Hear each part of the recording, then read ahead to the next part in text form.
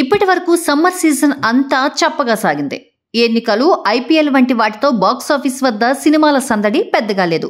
ఇక మళ్లీ ఇప్పుడిప్పుడే థియేటర్ల వద్ద పండుగ వాతావరణం మొదలవబోతోంది. ముఖ్యంగా ఈ శుక్రవారం 3 మీడియం రేంజ్ మూవీస్ మధ్య బాక్సాఫీస్ పోరు జోరుగానే సాగబోతోంది. వాటిలో విశ్వక్సేన్ గ్యాంగ్స్ ఆఫ్ గోదావరి, కార్తికేయ బజే వాయువేగం చిత్రాలతో పాటు ప్రేక్షకుల ముందుకు వస్తోంది ఆనంద్ దేవరకొండ గమ్ గమ్ గణేశ. బేబీ వంటి బ్లాక్ బస్టర్ తర్వాత ఆనంద్ దేవరకొండ నుంచి వస్తోన్న మూవీ గమ్ గమ్ గణేశ.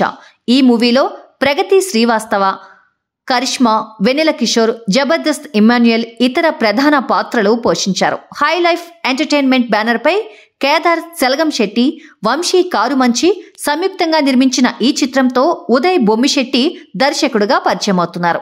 ఇప్పటి వరకు ఆనంద్ దేవరకొండ చేసిన సినిమాలకు భిన్నంగా గమ్ గమ్ గణేశ రూపొందినట్టు ప్రచార చిత్రాలతోనే అర్థమైంది.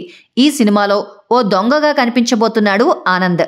ఆద్యంతం గణేష్ విగ్రహం చుట్టూ సాగే crime comedy thriller Gam Gam Ganesha.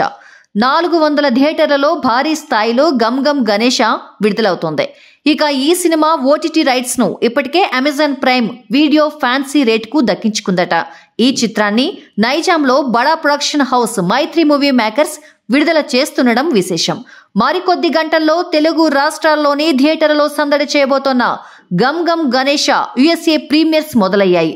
ఈ సినిమా పర్ఫెక్ట్ టాక్ తెలియాలంటే మరికొన్ని గంటలు ఆగాల్సిందే.